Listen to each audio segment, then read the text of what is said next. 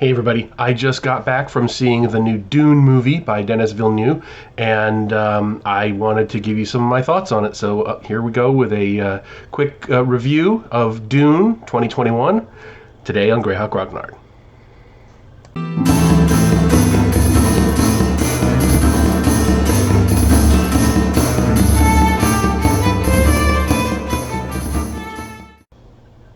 Now, normally at the start of one of these things, you'll see like a spoiler warning or something like that, but I'm not going to do that because this book has been out for 50 years, and there was a movie of it 40 years ago, and there was another TV series about it 30 years ago, so to hell with...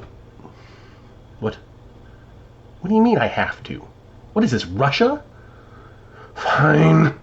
Okay, spoiler warning for those who haven't read the book in the last 55 years, or haven't seen the movie in the last 40 years, or haven't watched the TV show in the last 30 years. So I want to start with the stuff that I didn't like, because that's going to be shorter than the stuff that I did like. I thought the character of Lady Jessica was... just not good. She seemed very meek and mousy, and she didn't have that strength, that silent dignity. She was crying all the time.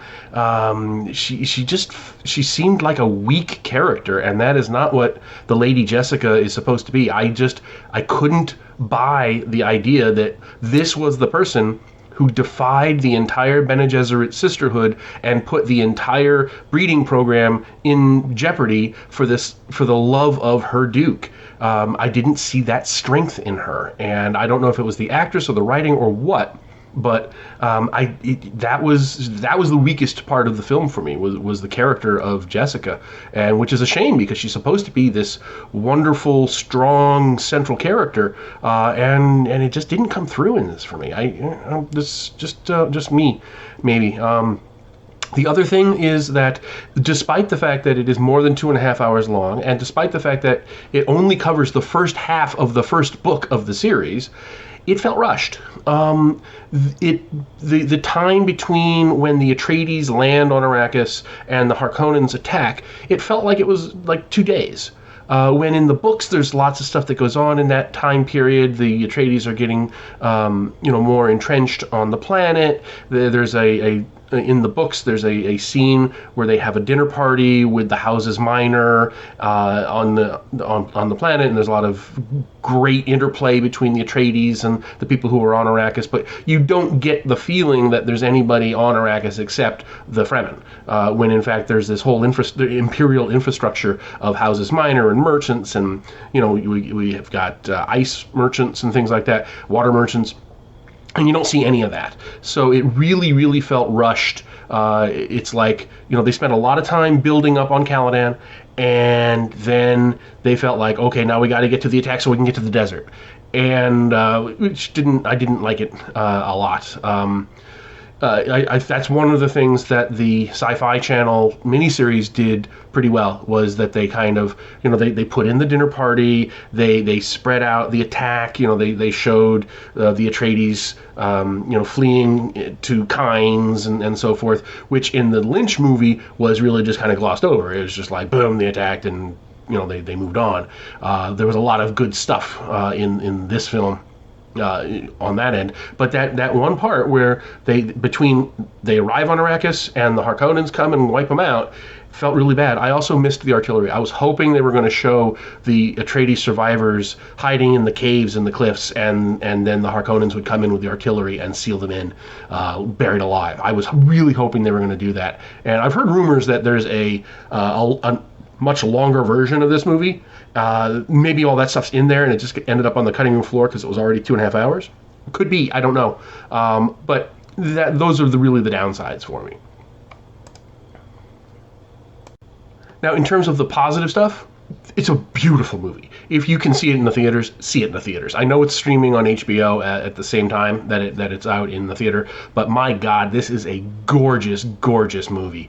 The ship designs, except for the Highliners. The Highliners seem kind of meh.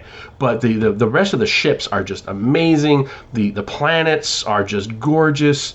The ornithopters are really, really well done. They finally got something where it looks, it's got wings that make it fly, which is the whole point of an ornithopter. It's supposed to have wings like a bird. These kind of look like dragonflies, but who cares? It has wings, and they use that to fly. The shield effect is really good, much better than what we saw in the Lynch movie. There's just the casting, except, as I said before, except for Jessica, the casting is impeccable. They did a really good job. Paul, you really get the idea that he is just a young kid thrust into this situation. Maybe they're going to handle it in the second movie. I wish they would have played into the idea that he's a mentat. He's been secretly trained to be a mentat, and he doesn't even realize it himself. So there's all these things going on with his character. I wish they had mentioned that a little. But again, that happened in the part that I felt rushed, so maybe that's why. The costuming, amazing. The music is really good. It really lends into the Middle Eastern themes that you get, which is really cool. I loved Duncan and Gurney. They were amazing. Jason Momoa is fantastic. You really instantly you get that relationship between him and Paul, and it is just so well done, and it's all because of his charisma. He is just so natural in that role. It's just perfect. The Fremen, really well done. The still suits, all the costumes, really, really great stuff. It's just gorgeous. It's got a kind of it's got a muted color palette, as you're going to see in movies from the last 5 years or so. The color palette reminds me a lot of Foundation, which is on Apple Plus right now. The TV show. It's all kind of muted grays and blues and like that. Except when you're out in the desert. I mean, there's times when they go from like you're in a room to here's the desert, and my eyes literally. It took me a few seconds to go, so it doesn't have that same darkness in the desert that the Lynch film has.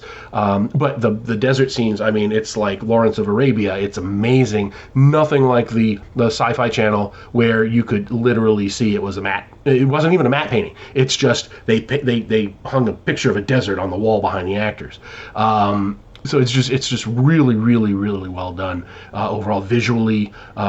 It's worth seeing it in the theater if you get the opportunity. I saw it in a Dolby theater, and it was just amazing. The special effects, obviously, nowadays it's hard to mess up special effects, but I loved the design of like the ships and the buildings and the props and everything. They really put a lot of thought into that.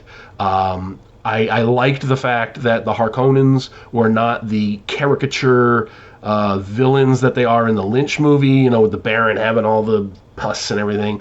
None of that. The Harkonnens come across as competent and menacing, which is exactly what they should do.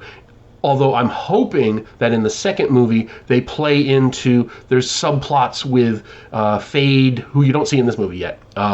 With Fade Rautha attempting to assassinate his uncle, and there's a whole bunch of things going on there, and I hope that they really play into the internal politics within the Harkonnens, especially when Thufir is brought in into their ranks. I think that there's a lot of opportunity there because it really makes the Harkonnens come alive in a way that you don't really see in the Lynch film. You see it a little bit in the sci-fi version. Actually, they have the assassination attempt in the sci-fi version, which is really good. And I loved the Baron in the sci-fi version. I did not like the Baron in the Lynch movie. This Baron is great. He's just this. They put him in the fat suit, and he's just this imposing physical presence whenever he's on screen. And he's only on screen for a few minutes, but he's got this kind of voice that's almost like a Sidney Greenstreet from an old '40s movie. He sounds like a gangster almost. He's got this low growling voice like this. It's really, really cool. Piter is just fantastic. He's not in it enough for me. I loved Piter as a character in the book, and I wish we had more screen time of Piter de Vries, who's the Harkonnen Mentat. But just everything about this movie, well, almost everything about this movie is really, really good. I would give it a solid 7 out of 10, and I really encourage you all to see it. See it in the theater if you can. It is that gorgeous that it's worth it. And here's hoping that they come out with the part 2 really, really soon. And I would also love to see them continue it on into Children of Dune and Dune Messiah. That would be really, really great. So anyway, hope you liked the video. Give it a thumbs up, hit the bell. Please subscribe. In the links below, you'll see the online store. Buy something if you like this. There's there's my blog where there's a whole bunch of free downloads.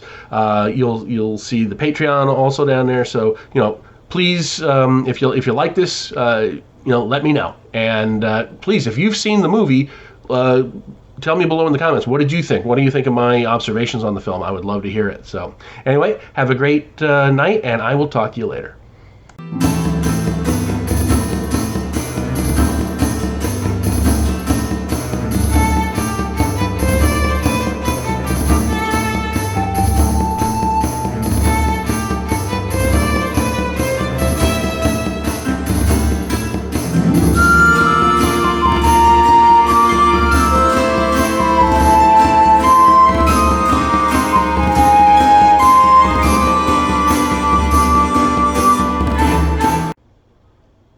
I mean, come on. Spoiler warnings? It's been out for 55 years, for the love of God. What did we lose a war? What's going on?